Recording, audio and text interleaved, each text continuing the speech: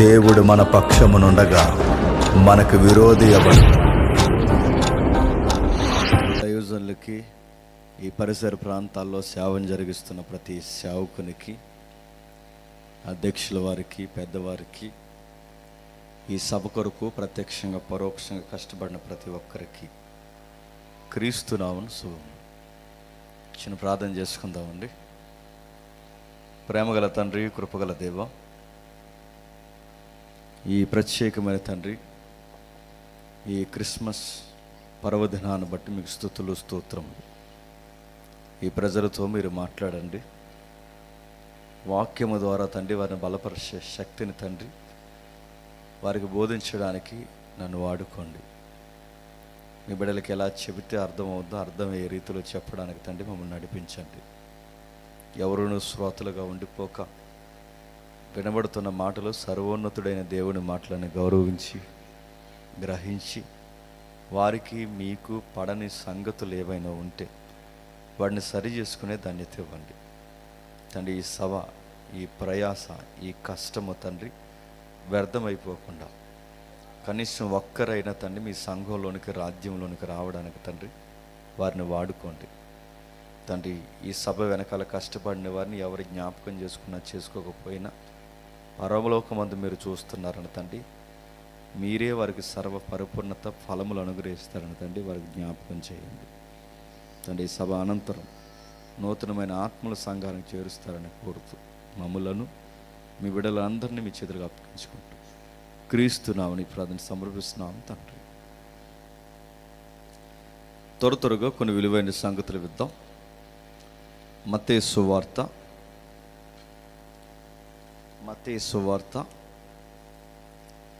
మొదటి అధ్యాయం.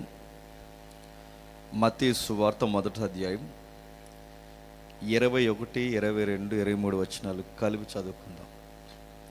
మత్తయి సువార్త మొదటి అధ్యాయం 21, 22, 23 వచనాలు చదువుదాం. ఎవరైనా చదువుతారా? ఆమె యొక్క కుమారుని కనును తన ప్రజలను వారి పాపముల నుండి ఆయనే రక్షించును గనక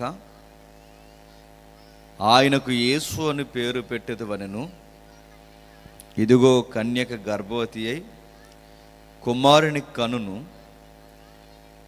ఆయనకి ఇమ్మానుయేలని పేరు పెట్టుదురు అని ప్రభు తన ప్రవక్త ద్వారా పలికిన మాట నెరవేరినట్లు ఇదంతయు జరిగెను. ఇమ్మానుయేలని పేరునకు భాషాంతరమున దేవుడు మనకు తోడని అర్థం. నా వాయిస్ చివరి వరకు వినబడుతుందా? చివరి వరకు ఓకే. జాగ్రత్తగా మనం ఆలోచించగలిగితే ఈ క్రిస్మస్ నెలలో, ఈ క్రిస్మస్ దినాల్లో ఈ వాక్యాలు మనకు సుపరిచితమైన వాక్యాలు. ఇవి చదివిన వాక్యాలు గురించి ఒక్కసారి మనం నెమర వేసుకుని ప్రశ్నించుకుంటే, మనకేమైనా అర్థమైందని ఒక్కసారి మనం ప్రశ్నించుకుంటే మనకు డౌట్, మనకేం అర్థం అవ్వలేదు. కానీ చదువుకున్నాం. చదివిన వాక్యాలు మనం ఒక్కసారి ప్రశ్నించుకున్నప్పుడు మరి ఎలా చదువుతున్నామంటే అలవాటు అయిపోయి చదువుకుంటున్నాం. సండే స్కూల్ లెవెల్ నుండి ఈ వాక్యాలు బట్టిన వారు ఉన్నారు. క్రిస్మస్ వేదికల మీద ఈ వాక్యాలు ఇవ్వకపోతే కోపగించే వాళ్ళు కూడా ఉన్నారు. వీటిని గురించి మనం మాట్లాడుకుంటున్నప్పుడు వీటి యొక్క ధ్యానాన్ని మనం సరిగ్గా చూడగలిగితే, ప్రభు అయిన యేసుక్రీస్తు వారి యొక్క పుట్టుకను గురించి మాట్లాడుతున్నప్పుడు ఆమె యొక్క కుమారుని కడి తన ప్రజలను వారి పాపాల నుండి ఆయన రక్షించును గనక ఆయనకి యేసు అని పేరు పెట్టేదండి. ఇప్పుడు చెప్పండి, ప్రభు అయిన యేసుక్రీస్తు వారు ఈ భూమి మీదకి రావడానికి ముఖ్యమైన కారణాల్లో ఒక కారణం ఏంటి చెప్పండి? తన ప్రజలను వారి పాపముల నుండి విడిపించడానికి ఆయనకు వచ్చాడట. కానీ యేసుక్రీస్తు వారు ఎందుకు వచ్చాడని మనం అనుకుంటున్నామంటే, గొడవలు ఉన్న వారికి గొడవలు తీర్చడానికి, అప్పుల్లో ఉన్న వారికి అప్పులు తీర్చడానికి, సమస్యల్లో కూరుకుపోయిన వారిని సమస్యల నుంచి లేవనెత్తడానికి వచ్చాడు అనుకుంటున్నాం. కానీ ప్రభు అయిన యేసుక్రీస్తు వారు కూర్చిన ఉదంతం మనం చదువుతున్నప్పుడు ఆయన వచ్చిన అతి ప్రాముఖ్యమైన సంగతి ఏదైనా ఉంది అంటే, తన ప్రజలను వారి పాపాల నుంచి విడిపించడానికి. ప్రశ్న ఏంటంటే, వారి పాపాల నుంచి ప్రజలను విడిపించకపోతే ఏం జరుగుద్ది? దాని వెనకాల ఒక అతిపెద్ద ప్రమాదం పొంచుంది. క్రీస్తుని ఎలా అర్థం చేసుకోవాలో అలా అర్థం చేసుకోవడం మనకు రాకపోతే మనకి ఏ ప్రమాదం ఉందో కూడా మనకు తెలియదు. ఏముంది ఈ వాక్యాల వెనకాల? ఎందుకు రచయితలు మాట్లాడితే ప్రభు అయిన యేసుక్రీస్తు వారు వచ్చింది పాపాల నుంచి మనుషులను విడుదల చేయడానికే వచ్చాడన్న సంగతులు పరంపర ఎందుకు కొనసాగించారు? వాటిని గుర్చిన ఉదంతాలు ఎందుకు పదే పదే మనకు బైబిల్లో తారసపడుతున్నాయి? ఇవన్నీ మనకు తెలియాలంటే ఒక్కసారి ఆ రెఫరెన్స్ని అలాగే ఉంచి ఒక్కసారి కీర్తన గ్రంథం రండి. కీర్తన గ్రంథము 49వ కీర్తన, కీర్తన గ్రంథము 49వ కీర్తన మొదటి 2 వచనాలు చదవండి. సర్వజనులారా ఆలకించుడి, సామాన్యులేమి, సామంతులేమి, ధనుకులేమి, దరిద్రులేమి, లోక నివాసులారా మీరందరూ ఏకముగా కూడి చెవియొగ్గిడి. నా నోరు విజ్ఞాన విషయాలను పలుకును, నా హృదయ ధ్యానము పూర్ణ వివేకమును కూర్చునిదై ఉండును. ఆగుతాం. ఇటీవల కాలంలో మీ పరిసర ప్రాంతాల్లో చెప్పిన ఈ వర్తమానం ఎంతమందికి జ్ఞాపకం ఉందో నాకు తెలియదు, కానీ మరొకసారి జ్ఞాపకం చేస్తున్నాను. దీనికి క్రిస్మస్ వాక్యాలకి సంబంధం ఉంది.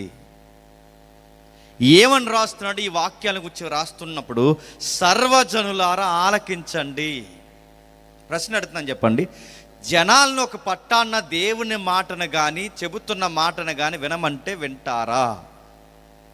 మీ ఏరియాలో నిలబడి 4 రోడ్ల జంక్షన్ ఏదైతే ఉందో ఆ జంక్షన్లో నిలబడి రే సర్వజనులారా నా మాట వినండి అంటే ఈ జనాలు ఏమంటారు? పని చూసుకోరా అంటారు. ఒకడ మాట మరొకడ మాట వినే అంత అందమైన సమాజం కాదు, ఇది ఒక వంకర సమాజం. ఇది దేవుడి మాటలు చెబుతున్నప్పుడే జాగ్రత్తగా వినాలరా అబ్బాయి అని చెబితేనే నువ్వెవడరా నాకు చెప్పడానికి అంటున్నారు. దేవుని మాటలు వినేటప్పుడు కాస్తంత శ్రద్ధ కలిగి ఉండవమ్మా వినమమ్మా అంటే చర్చి మానేశారు కొంతమంది.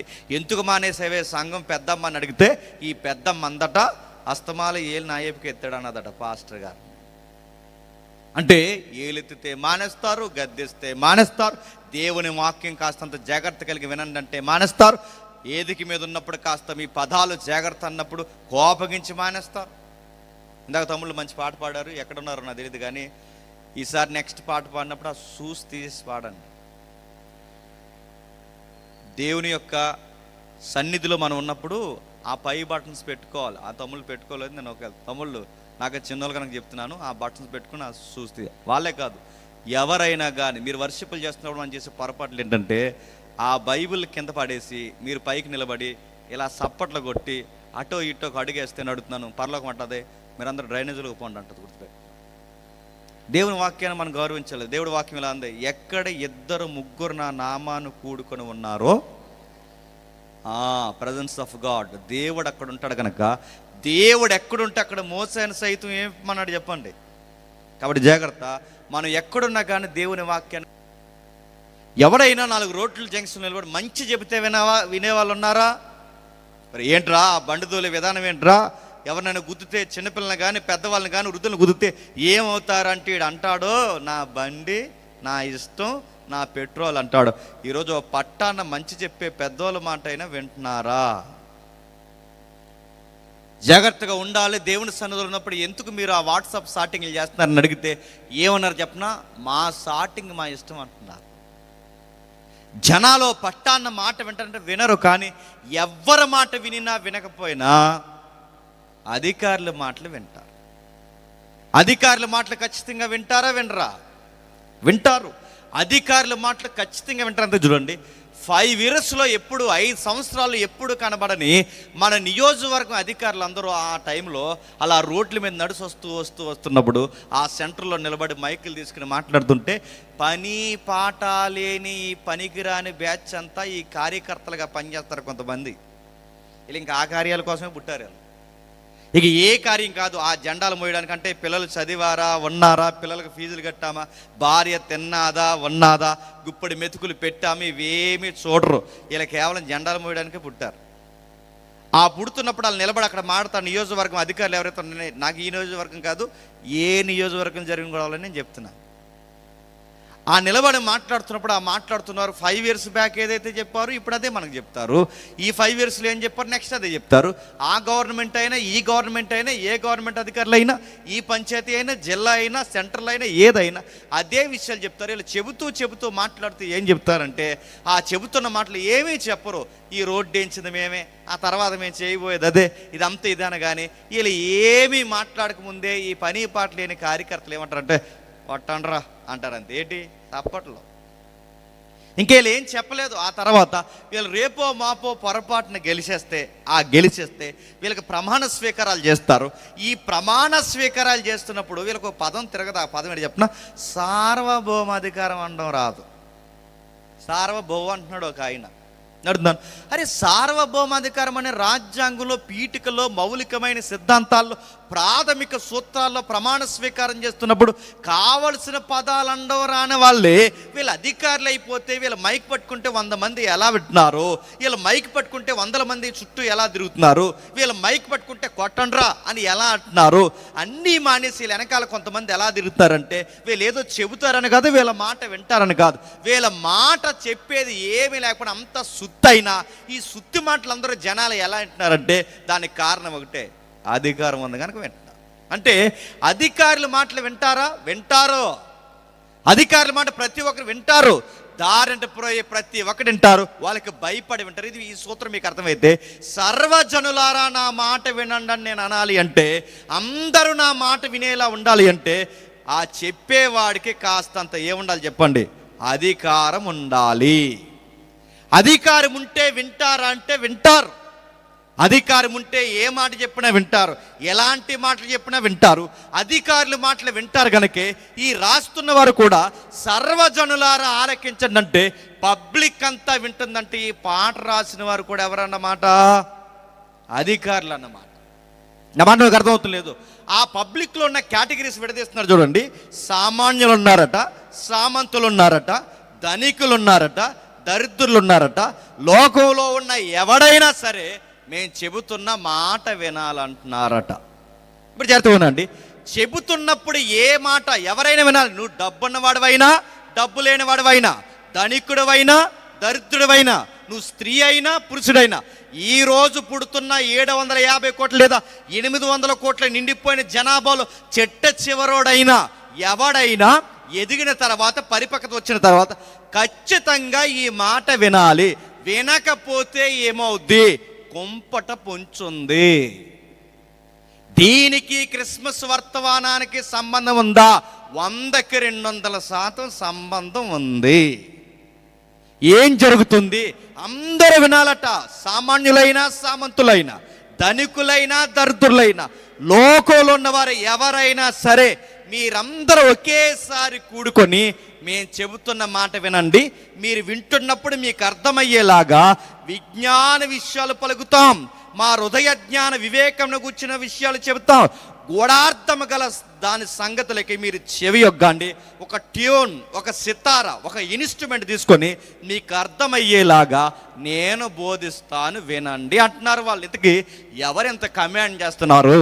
డబ్బున్న వాళ్ళనైనా, డబ్బు లేని వారినైనా, ధనికులైనా, దరిద్రులైనా, ఎవరినైనా సరే ఇంత కమాండ్ చేసి మాట్లాడుతున్నారంటే ఈ కమాండ్ చేసే ఈ కమాండర్స్ ఎవరు?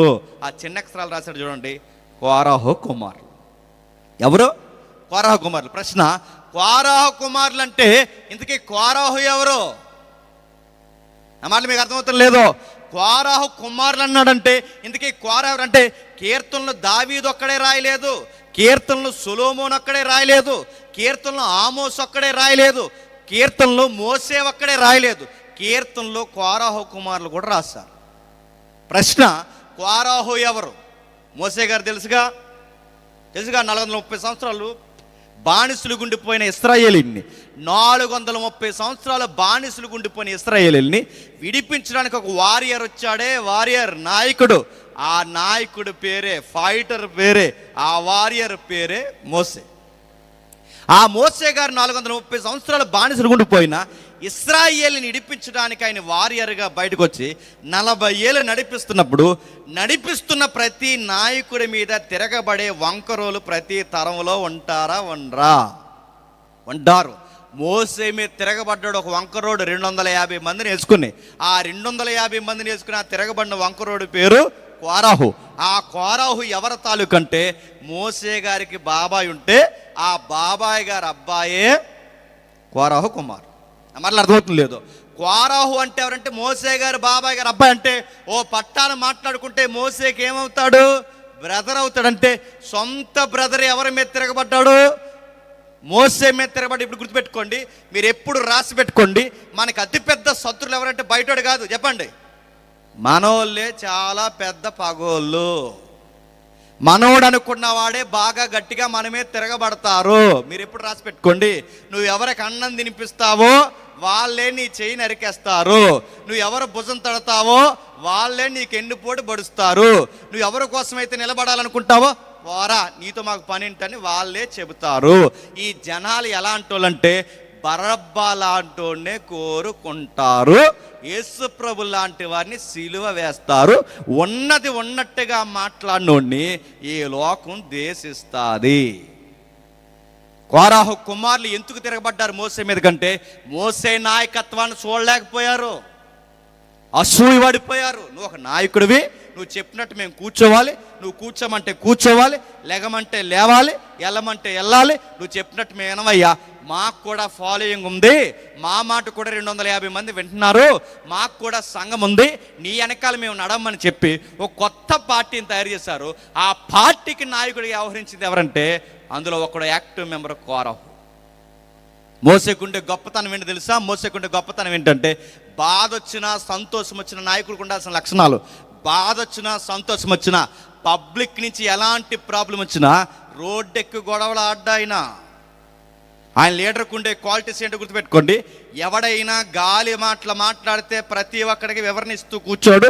ఆయనకి బాధ వచ్చినా సంతోషం వచ్చినా ఆయనలో ఉన్న గొప్పతనం ఏంటంటే ఏదైనా దేవుడికి చెబుతాడు. దేవుడి దగ్గరికి పోయి చెప్పాడు, ప్రభువా ప్రజలలో ఈ ప్రాబ్లం వచ్చిందని ఎప్పుడైతే చెప్పాడో దేవుడే సేవకులకు ఒక మాట ఇచ్చాడు, గుర్తుపెట్టుకోండి. ఎవడైనా సేవకుల మీద తిరగబడినా, ఎవడైనా సేవకుల వెనకాల గుసగుసలు మాట్లాడినా, నిజాయితీగా సేవ చేస్తున్న ఏ సేవకుడి మీదకైనా ఎవడైనా కాలు దువ్వునా, నేను రాసి పెట్టుకోండి, మళ్ళీ చెప్తున్నాను, సేవకుల మీద తిరగబడితే సేవకులు నిజాయితీగా సేవ చేస్తున్న వాళ్ళకి దేవుడిచ్చిన వాగ్దానం ఏంటో తెలుసా? ఎవడైనా మీ మీద తిరగబడితే సాక్షాత్తు ఆ తిరగబడినోడు నా కనుగుడ్లో ఏలెట్టినట్టే అన్నాడు. ఇప్పుడు చెప్పండి, దేవుని కనుగుడ్లో ఏలెట్టినోడు బతికి బట్ట కడతాడా? ఆడి కుటుంబంతో ఈ భూమి మీద నివసిస్తాడా? సేవకుల మీద తిరగబడమంటే మాటలు కదా, మళ్ళీ చెప్తున్నాను, నిజాయితీగా సేవ చేస్తున్న వాడి మీదకి ఎవడైనా తిరగబడ్డాడో నువ్వు నూకలు లెక్కెట్టుకున్నావన్న సంగతి మర్చిపోకు. మోసే మీద తిరగబడ్డారు. మోసే మీద తిరగబడితే మోసే ఏమన్నాడు? మోసే ఏమనలేదు. ఆయన ఒకే ఒక్క మాట అన్నాడు, ఆయన సైలెంట్ అయిపోయాడు, కూర్చున్నాడు. ఎప్పుడైతే ఆయన సైలెంట్ అయిపోయి కూర్చున్నాడో మోసేతో దేవుడు అన్నాడు, ఎవడైతే నీ మీద తిరగబడ్డాడో వాడికి సపోర్ట్ చేసే వాళ్ళందరూ ఒక పక్క నిలబడమను, నీకు సపోర్ట్ చేసే వాళ్ళని ఒక పక్క నిలబడమను. నిన్నంటే నన్ను అన్నట్టే, నీ నాయకత్వాన్ని ఎదిరిస్తే నా నాయకత్వాన్ని ఎదిరించినట్టే. నిన్ను నిలబెట్టిన నిన్ను పడగొట్టాలని చూస్తే సాక్షాత్తు నా చిత్తాన్ని పడగొట్టడానికి ప్రయత్నం చేస్తున్నట్టు. అందుకే మోసే నీకు చెప్తున్నాను, ఎవడైతే ఉన్నాడో 250 మందిని పక్క రమ్మనంటే తెల్లారేసరికి బ్యాచ్ అంతా పక్క వచ్చారు. కొత్త బలిపీఠాలకు దూపాలేయడానికి తయారైపోయారు. దేవుడు కోపం వచ్చింది, భూమి విడిపోయింది. ఆ భూమి విడిపోయిన వెంటనే 250 మందితో పాటు కోరాహు కూడా భూమిలో కలిసిపోయి నశించిపోయాడు. ఆగండి, కోరాహు అయితే చనిపోయాడు కానీ కోరాహు పిల్లలు చనిపోలేదు. ఎందుకంటే అప్పుడు పిల్లలు చిన్న పిల్లలు కనుక దేవుడు ఆ పిల్లల్ని ఏమీ అనలేదు. ఆ పిల్లలు పెద్దవారయ్యారు, ఆ పిల్లలు పెద్దోళ్ళు అయ్యారు, ఆ పిల్లలు పెద్దవారయ్యారు, ఆ పిల్లలు పెద్దవారు అవగా ఆ పిల్లలు ఊరంత జనాంగం అయ్యారు. ఆ ఊరంత జనాంగం అయిన తర్వాత ఇశ్రాయేలీలకి 2వ రాజు పరిపాలిస్తున్నాడు. ఆ ఇశ్రాయేలీల 2వ రాజే చెప్పండి, దావీదు. ఎవరు? దావీదు గారు. ఇశ్రాయేలుకి 2వ రాజు దావీదు గారు ఎప్పుడైతే పరిపాలిస్తున్నాడో, దావీదు గారు పరిపాలించే సమయానికి దావీదు గారు బంగారు భవంతులో అంతఃపురంలో అటు ఇటు తిరుగుతున్నప్పుడు కిందకు దృశ్యాన్ని చూశాడు. ఏం చూశాడు? ఆ కిందకు చూస్తే ఆయనకు అర్థమైన విషయం బాధ కలిగింది. ఆయనకి ఏం బాధ కలిగింది అంటే, దేవా ఒక పనికిరాని వాడిని, మట్టి మనిషిని, గొర్రెల వెనకాల తిరిగే నాలాంటోడిని తీసుకెళ్ళి అంతఃపురంలో పెట్టావు. అరణ్యంలో తిరిగే నన్ను తీసుకెళ్ళి అంతఃపురంలో పెట్టి గొర్రెల వెనకాల చేతికర పట్టుకుని తిరిగే నాకు రాజదండాన్ని ఇచ్చి ఎన్నిక లేని నన్ను ఎంపికని చేసి నన్ను మహారాజుని చేసావు ప్రభువా. నాలాంటి వాడిని ఎలాంటి ప్యాలెస్లో పెట్టావు. నీ సన్నిధి మందస్సం మాత్రం గుడారంలో ఉండిపోయింది. నాకు అస్సలు నచ్చలేదు ప్రభువా. నా మందిరం కన్నా నా క్షమించాను, నా నివాసం కన్నా నీ నివాసం ఇంకా ఉన్నతంగా ఉండాలి. నీ సన్నిధి ఏదైతే ఉందో మందసం ఉన్నతమైన బంగారం లాంటి నివాసంలో ఉండాలి. కనుక నా నివాసం కన్నా నీ నివాసం గొప్పగా ఉండాలి. కనుక నీకు మందిరం కడతాను ప్రభు అన్నాడు. ఎవరు? దావీదు. బాగా వినాలి. ఎప్పుడైతే దావీదు మందిరం కడతా అన్నాడో అప్పుడు దేవుడు అన్నాడు, బాగానే ఉంది కానీ నీ ఐడియా నువ్వు కట్టొద్దు అన్నాడు. యా ప్రభువా అన్నాడు. ఎందుకని అడిగితే నీ చేతులు రక్తము చేత తడిసిపోయినా కనుక నువ్వు కట్టడానికి వీల్లేదు. మరి ఎవరి ద్వారా నీదేదైతే ఆశ ఉందో నీ ఆశ గల ప్రాణాన్ని తృప్తిపరుస్తాను, నీ కొడుకు ద్వారా మందిరాన్ని కట్టిస్తాను. ఆ కొడుకు పేరు ఏంటి చెప్పండి? సొలొమోను. నీ కొడుకు ద్వారా మందిరాన్ని కట్టిస్తాను కనుక నీ కొడుకు ద్వారా కావలసిన కార్యక్రమాలన్నీ నేను జరిగిస్తానంటే దావీదు ఎంత మంచిగా ఆలోచించి లోపడ్డాడంటే, అయితే నా కొడుకు ద్వారా దేవుడు నా ఆశని నెరవేర్చి మందిరాన్ని కడతానంటున్నాడు కనుక సొలొమోను వచ్చే కాలానికి, అప్పుడు ఇంకా సొలొమోను రాలేదు, సొలొమోను వచ్చే కాలానికి సొలొమోను కట్టబోయే మందిరానికి కావలసిన 46 ఎకరాల స్థలం కొన్నాడు. ఎంత? 46 ఎకరాల స్థలం. ఇప్పటికీ ఆ 46 ఎకరాల స్థలం కోసమే గొడవ. ఇప్పటికీ మన టీవీ 9లో, న్యూస్ ఛానల్లో, బీబీసీ ఛానల్లో, ఈ ఇంటర్నేషనల్ ఛానల్స్ అన్నీ చూస్తున్నాగా, war, Israel war, Palestine war, Jordan war, Gaza war అని చూస్తున్నాగా. ఆ వార్ దేనికోసం అంటే దావీదు అప్పుడు కొన్నాడే ఆ 46 ఎకరాల స్థలం కోసం. ఇప్పటికీ ఆ 46 ఎకరాల స్థలం ఆయన కొన్న తర్వాత సొలొమోను వచ్చే సమయానికి మందిరానికి కావలసిన స్థలము కొన్నాడు. సొలొమోను వచ్చే సమయానికి మందిరంలో పనిచేసే యాజకులు, దైవజనులు, పాస్టర్లు ఎవరుంటే బాగుంటుందా అని ఆ లేవీల క్రమం ప్రకారం కొంతమంది యాజకుల్ని ఏర్పాటు చేసి వాళ్ళకి ప్రత్యేకమైన లేవీయ కాండం ప్రకారం జీతభత్యాలు కూడా సిద్ధపరిచాడు. ఎప్పుడైతే జీతభత్యాలు సిద్ధపరిచాడో లేవీల్ని సిద్ధపరచడమే కాదు, గాయకులను కూడా సిద్ధపరచాడంటే మందిరంలో సేవకులు ఉంటే సరిపోద్దా? వర్షిప్ చేయడానికి ఎవరు ఉండాలి? ఉన్నతంగా భయభక్తులు కలిగిన గాయకులు కూడా ఉండాలి. ఆ గాయకులను కూడా సిద్ధపరిచాడు. గాయకులు ఉంటే సరిపోద్దా? మొత్తం మందిరాన్ని శుద్ధీకరించడానికి, శుభ్రం కార్యక్రమం చేయడానికి పరిచారకులు కావాలి. ఆ పరిచారకులను కూడా సిద్ధపరచాడు. అంటే ఏ డిపార్ట్మెంట్ని ఆ డిపార్ట్మెంట్ రెడీ చేస్తున్నాడు. సేవకులను రెడీ చేశాడు, గాయకులను రెడీ చేశాడు, సంగీతకారులను రెడీ చేశాడు. ఎవరెవరు ఉండాలో వాళ్ళందరినీ సిద్ధపరిచాడు. అందరినీ సిద్ధపరిచిన ఆయన ఆయన తీసుకున్న నిర్ణయం ఏంటంటే ఈ మందిరాన్ని బంగారంతో కట్టబోతున్నాడు కనుక ఈ బంగారంతో కట్టబోయే మందిరానికి కమాండర్స్ కావాలి, సైనిక బలగాలు కావాలి.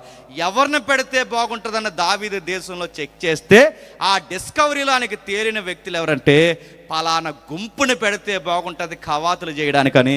ఎవరిని పెడితే బాగుంటుందని చూసినప్పుడు ఆ పెట్టబడిన వ్యక్తులే కోరాహు కుమారులు. ఎవరు? కోరాహు కుమారులు. ఇదంతా ఎక్కడుంటుందండి మీరు అడిగితే ఇంటికి వెళ్ళిన తర్వాత చదవండి. మొదటి దినవృత్తాంతాలు 26వ అధ్యాయం మొదటి నుంచి ఉంటుంది. ఇంటికి వెళ్ళక చదవండి. మొదటి దినవృత్తాంతాలు 26వ అధ్యాయంలో ద్వారపాలకుల విభాగం అని ప్రారంభం. ద్వారపాలకుల విభాగం అంటే చెక్కింగ్ డిపార్ట్మెంట్. అంటే దేవాలయానికి వచ్చే వాళ్ళని చెక్ చేస్తారు, పోయే వాళ్ళని చెక్ చేస్తారు, చుట్టూ ఎవడెవడ గూఢచారులుగా పనిచేస్తున్నారో చెక్ చేస్తారు, దేశంలో ఎలాంటి విషయాలు జరుగుతున్నాయో చూస్తారు. వచ్చే పోయే వారిని వీళ్ళు చెక్ చేయడమే కాదు, ఆ ద్వారం దగ్గర నిలబడిన వాళ్ళు దేవాలయానికి మొత్తం కాపలా కాస్తున్నారు. ఇప్పుడు మీకు ప్రశ్న రావాలి, దేవాలయానికి కాపలా ఎందుకు? దేవాలయానికి కాపలా దేనికంటే మీరు గుర్తించండి. దేవాలయానికి కాపలా ఎందుకు ఉండాలంటే దేవాలయాన్ని ఏ మెటీరియల్తో కడుతున్నారు చెప్పండి? బంగారంతో. బంగారంతో కట్టే దేవాలయానికి కాపలా ఉండాలా వద్దా? ఉండాలి.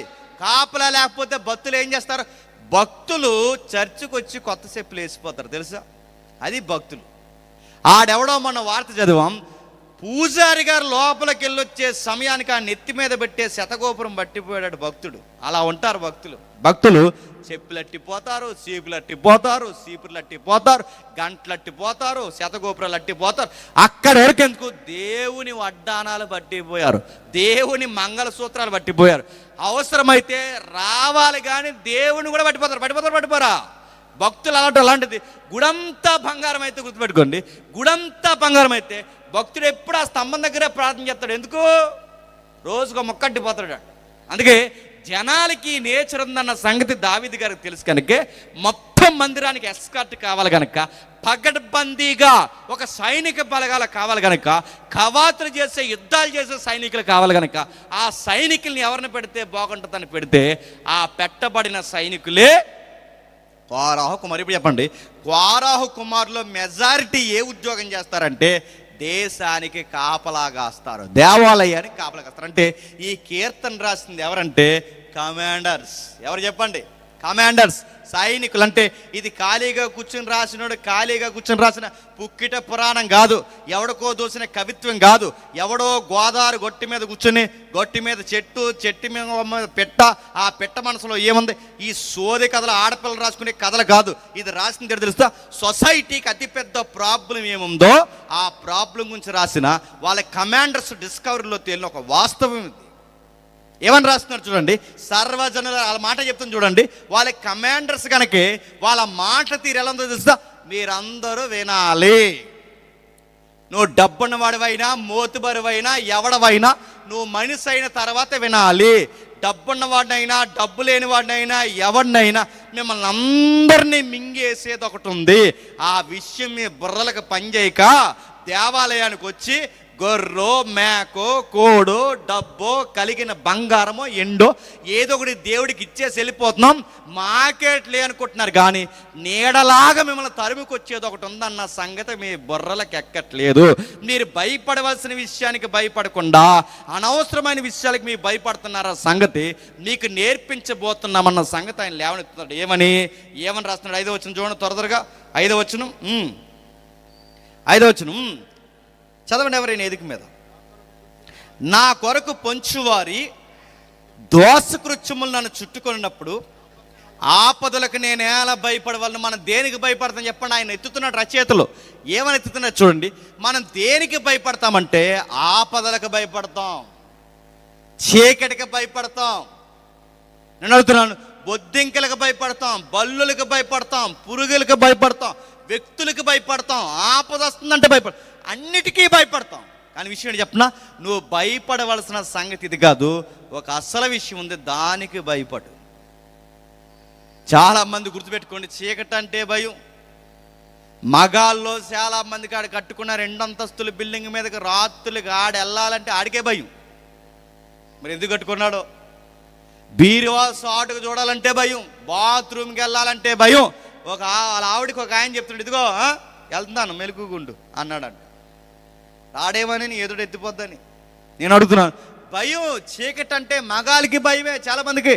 ఆడోళ్ళకి భయమే. పాము అంటే భయం, పురుగంటే భయం, చీకటి అంటే భయం. అడుగుతున్నాను, ఇన్ని భయాలు భయపడుతున్నారే, ఇంకా దేనికి భయపడుతున్నారో కిందికి రాస్తున్నారు చూడండి. తమ ఆస్తియే ప్రాపకమని నమ్మి తమ ధన విస్తారతను బట్టి పొగుడుకునే వారికి మనం భయపడతాం. భయపడమా? సామాన్యుడైతే, ఎదుటిన్నది సామాన్యుడైతే, వాడు లోకు ఉన్నవాడైతే వాడు మనతో గొడవకు వస్తే వాడి మీద తిరగబడిపోతాం.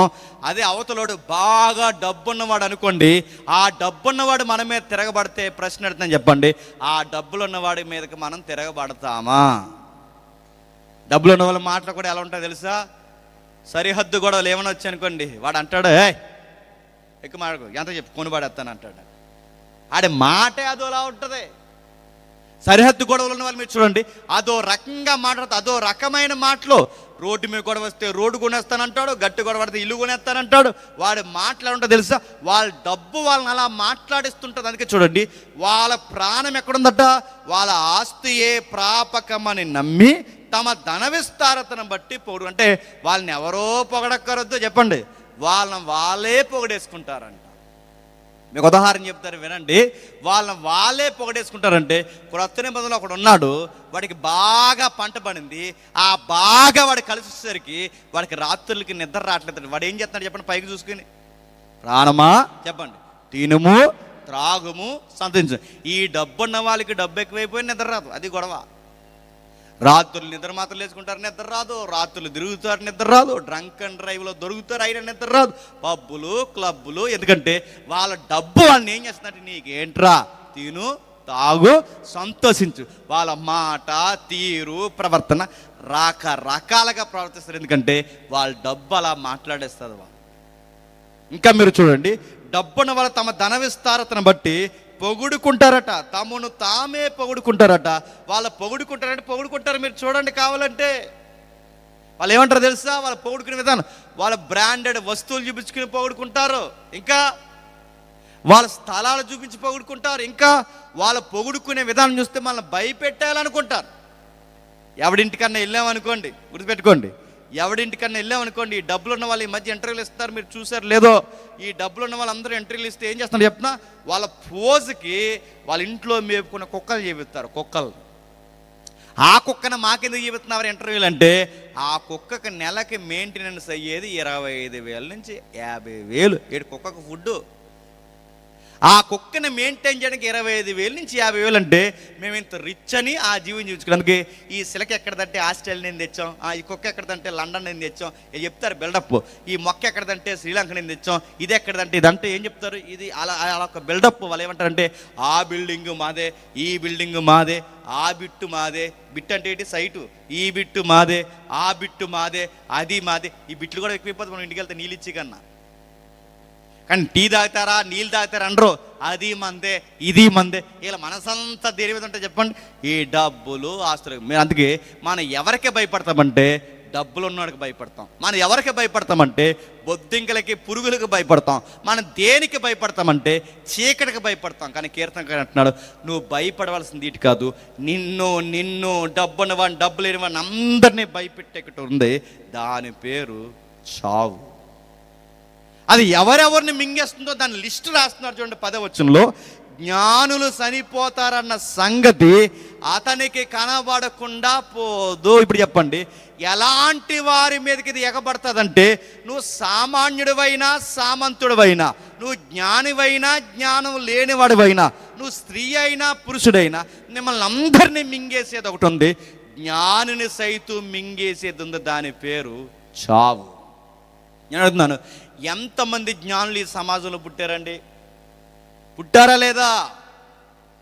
మహామేధావులు గ్రీకుల్లో పుట్టారు, మహామేధావులు యూదుల్లో పుట్టారు, మహామేధావులు మధ్యాసియాలో పుట్టారు, మహామేధావులు మన ఇండియాలో కూడా పుట్టారని అడుగుతున్నాను.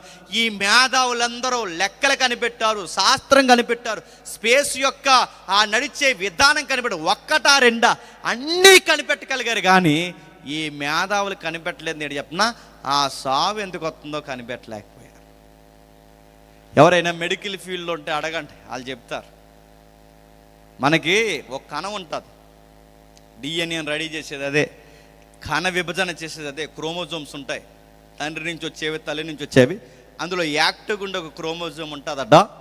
ఒక మెడికల్ ఫీల్డ్లో ఉన్నవారు చెబితే నేను విన్నాను. వాళ్ళు చెబుతున్నది ఏంటంటే, మైక్రోకాండ్రియా క్రోమోజోమ్ సి అని ఒక క్రోమోజోమ్ ఉంటుందట. అది ఏం చేస్తుందంటే, గోర్లు ఎక్కడ ఉండాలి, కళ్ళు ఎక్కడ ఉండాలి, ఐబ్రోస్ ఎక్కడ ఉండాలి, ఎయిర్ ఎంత ఉండాలి, మొత్తం అన్ని కణాలని డిజైన్ చేసేదట. నీరు కణం దగ్గర నుంచి బహు కణాల వరకు విస్తరించి ఫలదీకరణ చెందించేది అదట. అంత బాగా చెందించే కణ వ్యవస్థ. గుర్తుపెట్టుకోండి, చివరికి కొంత వయసు దాటిన తర్వాత అదే కణం మళ్ళీ మిగిలిన కణాలని చంపేస్తుందట. సైంటిస్టులు విశ్వపు అంచు చెప్పగలిగారు. సైంటిస్టులు గ్రహాల్లో ఎలాంటి వాతావరణం ఉంటుందో చెప్పగలిగారు. ఎలా నడవాలో, ర్యాకెట్ని ఏ స్పీడ్లో వెళితే ఇక్కడి నుంచి మనం దాటగలమో ఆ గ్రావిటీ ఫోర్స్ని దాటగలిగే స్పీడ్ కూడా చెప్పారు. అన్నీ చెప్పారు. కానీ అన్నీ చెప్పగలిగిన వాళ్ళు ఈ కణాలు ఎందుకు పడుతున్నాయి, మళ్ళీ ఎందుకు చనిపోతున్నాయి, ఇవి ఎందుకు మన మీద తిరగబడుతున్నాయి, అవి మాత్రం చెప్పలేకపోయారు. జ్ఞానులు సైతం ఎంత జ్ఞానం ఉన్నా దేని ముందు తలదించాల్సి వచ్చిందో తెలుసా? సావు ముందు. ఇంకా మీకు అర్థమయ్యేలా చెప్తానండి. ఐన్స్టీన్ అంటే చిన్నోడండి, చదువుకున్న వాళ్ళు తెలియాలి. కరోనా బ్యాచ్కి ఎలా తెలియలేండి, చదువుకున్న వాళ్ళు తెలియని అడుగుతున్నాను. ఐన్స్టీన్ అంటే చిన్నోడా? ఎప్పటికీ ఆయన చెప్పిన థీరీస్ అంటే ప్రాక్టికల్గా కొన్ని ప్రూవ్ అవని థీరీస్ ఏవైతున్నావో, ఆయన చెప్పిన థీరీస్ ఇంకా అర్థం చేసుకోవడానికి సమాజానికి లేదా ఈ శాస్త్రానికి టైం పడుతూ ఆయన ఇంకా ఆయన మెథడ్ని పట్టుకెళ్ళి ల్యాబ్లో పెట్టారు. ఇంకా ఏమన్నా ఉండిపోయినాయా అని. ఎప్పటికీ ఆయన మైండ్ని అర్థం చేసుకోవడానికి ప్రయత్నం చేస్తున్నారు. ఆయన చెప్పిన సూత్రాలు ఎప్పటికీ అర్థం కావు. క్వాంటమ్ మెకానిజం అని ఒక థియరీ చెప్పాడు. అంటే ఏంటని అడగండి, అర్థమైపోయినా నేను చెప్తా. క్వాంటమ్ మెకానిజం, టైం ట్రావెల్ అని ఒక సబ్జెక్ట్ చెప్పాడంటే యూనివర్స్లో స్పేస్ టైం ఎలా ఉంటుందో, యూనివర్స్లో క్వాంటమ్ మెకానిజం ఎలా ఉంటుందో, యూనివర్స్ ఎలా పనిచేస్తుందో చాలా విచిత్రమైన విషయాలు చెప్పాడు. ఆయన చెబుతూ కాలము దూరం అని లెక్కలు చేశాంగా, కాలము దూరము, కాలాన్ని దూరాన్ని లెక్కలు కట్టి విచిత్రమైన టైం లైన్ తీసుకొచ్చాడు. ఆయన ఏమంటాడంటే, ఆయన డ్యూటీకి వెళ్ళి ట్రైన్లో వస్తున్నప్పుడు ఒకప్పుడు గడియారం స్తంభాలు ఉండేవి, గుర్తుందా? ఈ గడియార స్తంభాలు ఏవైతే ఉందో, ఆయన రోజు ఆ గడియార స్తంభం దాటుతున్నప్పుడు నిన్న ఒక టైం అయ్యేదట, ఈరోజు ఒక టైం అయిందట, రేపు ఒక టైం అయిందట. ఇది రోజు ఒకే టైం అవ్వాలిగా, రోజుకు ఒక టైం ఎంత కనబడుతుంది నాకు గడియారం అంటే? గడియారం ప్రాబ్లం కాదు, ఏది ప్రాబ్లం కాదు. ఎందుకు గడియారంలో రోజుకు ఒక టైం నాకు కనబడుతుందంటే, ట్రైన్ వెళ్ళే వేగాన్ని బట్టి టైం తేడా వస్తుందని అర్థమైందంటే, నిన్న ట్రైన్ వేగంగా వచ్చింది కనుక ఒక టైం ఉంది, ఈరోజు స్లోగా వచ్చింది కనుక ఒక టైం ఉందంటే, ట్రైన్ వేగంగా వస్తే టైం ఒకలా ఉంటుంది, ట్రైన్ స్లోగా వస్తే టైం ఒకలా ఉంటుంది. ఇది మీకు అర్థమైతే, ఇప్పుడు రాజమండ్రి నుంచి మేము ఇక్కడికి వచ్చాం, మేము 60-70 స్పీడ్లో కొడితే ఒక టైం వస్తుంది, ఇంకా స్పీడ్గా వస్తే ఇంకా త్వరగా వస్తాం, ఇంకా స్పీడ్గా వస్తే ఇంకా త్వరగా వస్తాం. మేము స్పీడ్ పెంచేకొలితే టైం ఏమవుతుంది చెప్పండి? తగ్గుతుంది. ఇది మీకు అర్థమైతే, స్పేస్లో కూడా వేగం పెంచేకొలిది, దాని లైట్ స్పీడ్ అంటారు, వేగం పెంచేకొలిది ఏమవుతుందంటే ఈ టైం ఆగిపోద్దట, గుర్తుపెట్టుకోండి. అంటే కాలాన్ని దాటి స్పీడ్ పెంచితే కాలము వేగం అంటే వేగం పెరిగే కొద్దీ కాలం ఏమవుతుంది చెప్పండి? తగ్గిపోద్ది. ఇలాంటివి చెప్పాడు ఆయన. అంటే మనం వెళ్ళలేము లైట్ స్పీడ్తో, కానీ ఒకవేళ స్పీడ్తో ఒక వస్తువును ప్రయాణం చేస్తే ఒక టైం వచ్చేసరికి ఆగిపోద్ది. అంటే ఇలాంటి టైం లైన్స్ చెప్పాడు. విశ్వానికి అంచులు ఎలా ఉంటాయి చెప్పాడు, వాము హోల్స్ ఎలా ఉంటాయి చెప్పాడు, ఒకటా రెండా మేధావిండి చెప్పగలిగాడు. స్పేస్ అంతా ఒక పైబ్రిక్గా ఉందని చెప్పాడు. ఒక్క రెండు కాదు, గ్రహాలు ఎలా తేలుతున్నాయో చెప్పాడు. ఇన్ని చెప్పిన ఇలాంటి మేధావులు సావు ఎందుకు వస్తుందో చెప్పలేకపోయారు, దాని ముందు ఓడిపోయారు, చెప్పలేకపోయారు. ఈ ఐఫోన్లు వాడుతున్న వాళ్ళు మీరు చూడండి, దాన్ని కొట్టే ఫోన్ రాలేదు, భవిష్యత్తులో రాదు. ఎలాంటి టెక్నాలజీ అయినా, ఏ ఫోన్ అయినా యాక్ట్ చేయొచ్చేమో కానీ ఐఫోన్ జోలికి ఎవడాలి. ఎందుకంటే దానికి ఉండే క్యాపబిలిటీ కానీ సెక్యూరిటీ కానీ ఇలాంటిది కనిపెట్టింది ఎవరయ్యంటే, ఒక ఎలక్ట్రికల్ ఫీల్డ్లో చిన్న ఉద్యోగం చేసుకున్నవాడు దాన్ని కనిపెట్టి తన జీవితాన్ని, ప్రపంచ భవిష్యత్తుని మార్చేసి తన రంగంలోనే ఒక నూతన వరవడి తీసుకొచ్చిన స్టీవ్ జాబ్. అంటే ఆయన మొబైల్లో ప్రపంచం యొక్క భవిష్యత్తును పెట్టేశాడు, ప్రపంచం యొక్క సీక్రెట్ విధానాన్ని ఎలా మెయింటైన్ చేయబెట్టాడు. ఇలాంటి సెక్యూరిటీ ఒక అరిచేతిలో పెట్టినంత స్టీవ్ జాబ్ మేధావి హాస్పిటల్ మంచం ఉంది అన్నాడు, నాకు పేరుంది, డబ్బు ఉంది, అన్నీ ఉన్నాయి, కానీ ఈ సావు ఎందుకన్న దగ్గర మాత్రం నా దగ్గర సమాధానం లేదన్నాడు. ఐన్స్టీన్ కూడా చావు ముందు చనిపోయాడు. మన తరంలో ఉన్న గొప్ప గొప్ప మేధావులు కూడా మరణం ముందు చనిపోయారు. అంటే చావు ఎవరినైనా మింగుతుంది. అంతే, డబ్బు ఉన్నవాడినైనా మింగుతుంది, డబ్బు లేనివాడినైనా మింగుతుంది, దరిద్రునైనా ధనికుడినైనా అది ఎవడికి చుట్టం కాదు, ఎవడి మీదకైనా అది ఎగబడతాది. అది జ్ఞానునైనా మింగుతుంది. జ్ఞానులకి ఆపోజిట్ ఉన్నారట ఎవరు? మూర్ఖులు.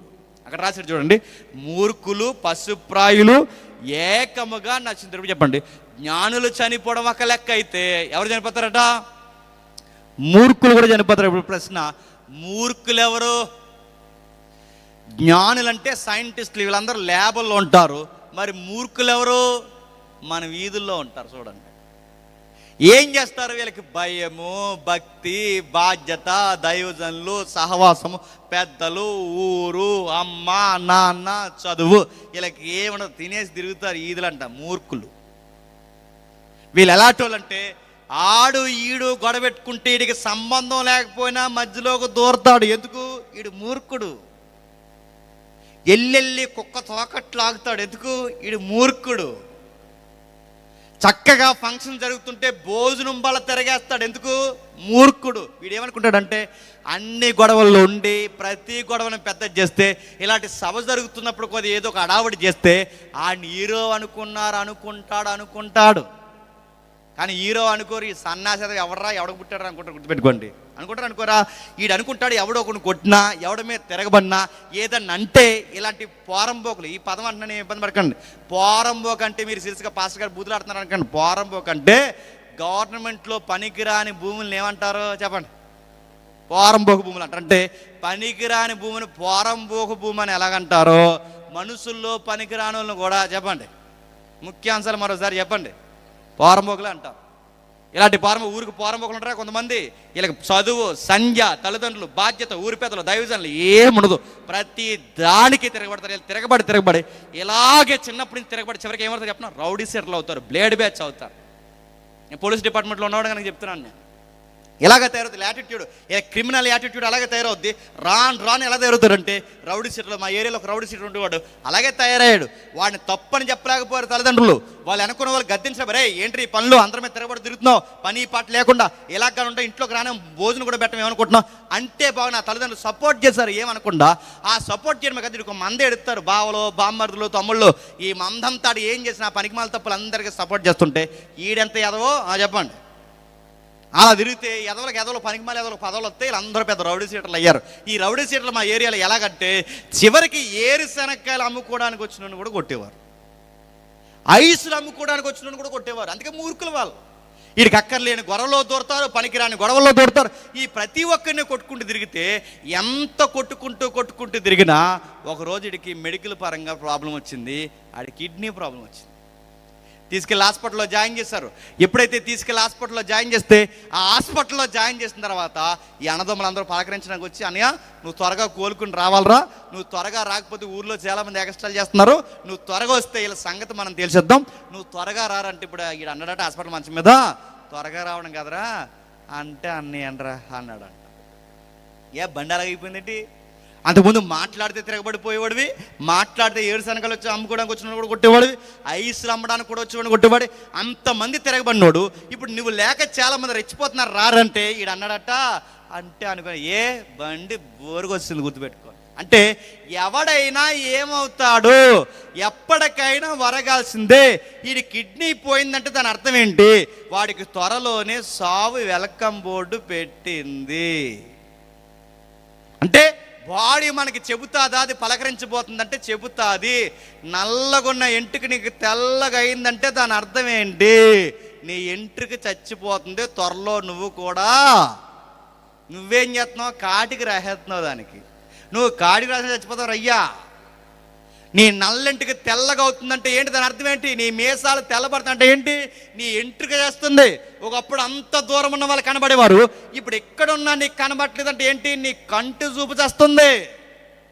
ఒకప్పుడు ఎక్కడికి పోయినా కంచం కాదు 2 కంచాల కెపాసిటీ నువ్వు తినేవాడు, ఇప్పుడు పెరిగన్నం కూడా నీకు అరగట్లేదంటే ఏంటి, నీ జీర్ణ వ్యవస్థ చేస్తుంది. నీ పళ్ళు వసూలు అవుతున్నాయి, నీ పళ్ళు చేస్తున్నాయి, నీ కళ్ళు చేస్తున్నాయి, నీ తల చేస్తుంది. బాడీలో ఒక్కొక్క మార్పు కనబడుతుందంటే దాని అర్థం ఏంటి, ఒకరోజు పూర్తిగా సావబోతున్నావని నీ బాడీ నీకు చెప్పకనే చెబుతుంది. ఆ రౌడీ సీటర్ చచ్చిపోయాడు. మీకేం అర్థమవుతుంది చెప్పండి. ఎంత మూర్ఖులైనా చనిపోరా? మన చిన్నప్పుడు గొడవలు పెట్టే వాళ్ళని ఎంతమంది చూసాం, వాళ్ళందరూ రెస్ట్లోకి పోయారు. గుర్తుపెట్టుకోండి. జ్ఞానులేరి చనిపోయారు, మూర్ఖులేరి చనిపోయారు. ఇంకా ఎవరెవరు చనిపోతారు, తమ ఆస్తి ఇతరులకు విడిచిపెట్టి తమ ఇల్లు నిరంతరం నిలిచిన తమ నివాసాలకి తరతరములు ఉంటాయని వాళ్ళు అనుకొని తమ భూములకి ఏం పెడతారట. ఇప్పుడు చెప్పండి, వీళ్ళు పెట్టుకున్న పేర్లు సరిపోలేదని మరి ఏట్లకి పేర్లు పెడతారట, భూములకు పేర్లు పెడుతున్నాను. మీ భూములు ఏంటో నాకు తెలుసా, తెలీదు. నా భూములు ఏంటో మీకు తెలుసా, తెలీదు. మనందరూ తెలిసిన భూముల పేర్లు చెప్తాను వినండి. ఆ భూముల పేర్లు చెప్తే మీకు టక్కన స్ట్రైక్ అవుతుంది రిఫరెన్స్. ఆ పేరు చెప్తాను జాగ్రత్తగా వినండి. ఇంద్రమ్మ భూములు అన్నారు. ప్రశ్న, ఇంద్రమ్మ ఏది? ఇంద్రమ్మ వెళ్ళిపోయి 5 సెంట్లు ఇచ్చింది ఇంద్రమ్మ అన్నారు చిన్నప్పుడు. ఇంద్రమ్మ ఏది? రాజీవ్ గృహకల్ప అన్నారు. ప్రశ్న, రాజీవేడి? మళ్ళీ ప్రశ్న, ఇప్పుడు చంద్రన్న గృహాలు అంటారు, నెక్స్ట్ ఏంటని అడగండి. జగన్ అన్న గృహాలు అంటారు, నెక్స్ట్ ఏంటని అడగండి. నేను అడుగుతున్నాను. జేమ్స్ గారు హౌస్ అంటారు, నేను అడుగుతున్నాను. ఇళ్ళకి భూములకి నాయకులు ఆస్తుపరులు పేర్లు పెట్టుకున్న భూములు ఉంటాయి, చెప్పండి. మనుషులు ఉంటారు. ఇదే నేలలో, ఇదే కొబ్బరి తోటలో, ఇదే రోడ్డు మీద మనకన్నా ముందు ఎన్ని తరాల మనుషులు నడుస్తుంటారు. వాళ్ళందరూ మిమ్మల్ని అడుగుతున్నాను. ఇదే నేల మీద ఎంతమంది కూర్చొని ఉంటారు, అదే రోడ్డు మీద ఎంతమంది నడుచుంటారు, వాళ్ళందరూ భూములు ఉంటాయి, మనుషులు ఉండరు. జ్ఞానులు ఉండరు, మూర్ఖులు ఉండరు, భూములు ఉన్నవారు ఉండరు, వాళ్ళ పేర్లు పెట్టుకుని ఉండరు. ఉదాహరణ చెప్తాను వినండి. ఈ డబ్బును వాళ్ళు బాగా ఎగిరెగిరి పడతారు. ఇలా కొడితే హెల్త్ మీద అయినా కొడతారు, లేదా వాళ్ళకి సొసైటీ ప్రాబ్లమ్స్ల మీద అయినా పడతారు. ఎప్పుడైనా మీరు వెళ్ళినప్పుడు, రాజమండ్రి వెళ్ళినప్పుడు సెంట్రల్ జైలు ఉంటుంది చూడండి, లోపల కాదు బయట. ఆ సెంట్రల్ జైలు ఉన్నప్పుడు ఆ బయట పెట్రోల్ బంకులు ఉంటాయి చూడండి. ఈసారి ఆ పెట్రోల్ బంకుల్లో పనిచేసేది ఎవరంటే ఖైదీలు పనిచేస్తారు. ఇటు హెచ్పి ఉంటుంది, అటు ఇండియన్ ఆయిల్ ఉంటుంది. ఈ సెంట్రల్ జైలు బంకులో ఇద్దరు ఖైదీలు పనిచేస్తారు. వీళ్ళు మీరు ఎవరు అనుకుని ఎటకారాలు ఆడకండి, వాళ్ళ ఖైదీలు, వాళ్ళకి లైఫ్ పడుతుంది. ఆ లైఫ్ పడిన తర్వాత బయటకు వచ్చిన తర్వాత, అంటే లైఫ్ పడిన తర్వాత లోపలికి వెళ్ళిన వారికి సత్ప్రవర్తన మీద మార్కులు వేస్తారు. ఆ మార్కులు వేసి పర్లేదు వీడి పరివర్తన చదువుతున్నాడు అన్న తర్వాత వాడికి బయటికి కొంచెం జనాల్లో వదిలి చిన్న చిన్న ఇలాంటి ఉద్యోగాలు ఇస్తారు. వాళ్ళకి యూనిఫామ్లు వేసుకుంటారు. ఆ యూనిఫామ్లతో చిన్న చిన్న జాబులు చేస్తారు. అందులో పెట్రోల్ బంకులో కూరగాయలు అమ్మడానికి, ఆ బట్టలు అమ్మడానికి, లోపల తయారు చేసిన వస్తువులు అమ్మడానికి, ఇలాంటివన్నీ చేస్తారు. ఆ పెట్రోల్ బంకులో పని చేస్తుంటే జాగ్రత్తగా వినండి, జనాలకి రాజమండ్రిలో కాదు పరిసర ప్రాంతాల్లో ఉన్నవారు రాజమండ్రి వచ్చారంటే ఖచ్చితంగా సెంట్రల్ జైలు బంకులోనే డీజిల్ అయినా పెట్రోల్ అయినా కొట్టిస్తారు. ఎందుకు? అది గవర్నమెంట్ బంకు కనుక, కల్తీ ఉండదు కనుక, అక్కడ కొంచెం క్వాలిటీ ఉంటుంది కనుక అందరూ వచ్చి ఆ పెట్రోల్ బంకులో కొట్టించిన అలవాటు కనుక అందరు లైన్లో వస్తున్నారు, లైన్లో కొట్టించుకున్నారు. ఎంప్లాయీస్ 5:30 ఈవినింగ్ ఆ టైంలో ఎంప్లాయీస్ వస్తున్నారు, రకరకాల వ్యక్తులు వస్తున్నారు, అందరూ లైన్లో వస్తుంటే ఒకడు మాత్రం అడ్డంగా వస్తాడు. ఆడికి ఈ చేతికి 5 ఉంగరాలు, ఈ చేతికి 5 ఉంగరాలు, ఈ మెల్లో గేదెకేసినడో పెద్ద సైను, ఆ పైవాటిని ఎట్టరుగా ఈ గేదెకేసినడో పెద్ద సైను, ఆడికి white shirt, white pant, bullet. మీకు అర్థమైపోతుంది ఆడు ఎవడు? పొలిటీషియన్. వచ్చాడు, అడ్డంగా వచ్చారు. ఎంప్లాయీస్ అడిగారు, నేను కూడా అప్పుడే డ్యూటీ దిగాను, నేను వెళ్తున్నాను. ఆ ఎంప్లాయీస్ అందరూ అడుగుతున్నారు, ఏమని అడుగుతున్నారంటే ఒక మాట అడిగారు.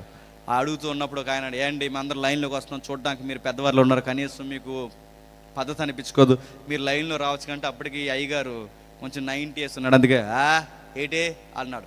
అది కాదని మేము అందరం లైన్లో వస్తున్నాం, మీరు మాత్రం అడ్డంగా వస్తున్నారంటే ఏంటి వస్తాం, ఏంటి ఎక్కువ మాట్లాడుకో, నియోజకవర్గం దాటం ఏమనుకున్నావో అన్నాడు. సార్ అది కాదు సార్ అంటే అందరూ అన్నారు, పోనీయండి ఆయనతో గొడవ, ఎందుకంటే పెట్రోల్ కొడుచుకున్నాడు పోయాడు. ఆ తర్వాత అందరూ లైన్కి వెళ్ళారు. ఆ ఖైదీ నాకు తెలుసు కనుక అడిగాను, ఏంటి గొడవ ఏంటని అడిగితే అప్పుడు ఆ ఖైదీ అన్నాడు, ఏమీ లేదు సార్, మాకు అణిగింది, ఆడికి ఇంకా అనగలేదు అన్నాడు. ఏంటి దాని అర్థం ఏంటి చెప్పండి? మేము బయట ఉన్నప్పుడు ఇలాగ ఎగురెగురు పడ్డాం, మాకు అన్నీ అణిగిపోయాయి, చెప్పండి, ఆడికి ఇంకా అనగలేదన్నారు. డబ్బులు ఉన్నవారు, భూములు ఉన్నవారు వాళ్ళు అనుకుంటారు మాకెట్లీ అనుకుంటే నడుతున్నాను. చావు ముందు డబ్బు పనిచేస్తుందా? నీ చావు ముందు నీ డబ్బు పనిచేస్తుంది, నీ రికమెండేషన్ పనిచేస్తుందా? ఏదన్నా ప్రాబ్లం, నీ చట్టం ముందే నీ రికమెండేషన్ పనిచేయదు. నువ్వేదన్నా క్రిమినల్ యాటిట్యూడ్లో ఇరుక్కుంటేనే నీ పేరు పనిచేయదు. అలాంటిది నీ చావు ముందు నీ రికమెండేషన్ పనిచేస్తుందా? సెంట్రల్ జైల్లోకి వెళ్ళినోడు అన్నీ అణిగిపోయేస్తే చావు మంచం మీదకి వెళ్ళినోడు ఏమైపోతాడు?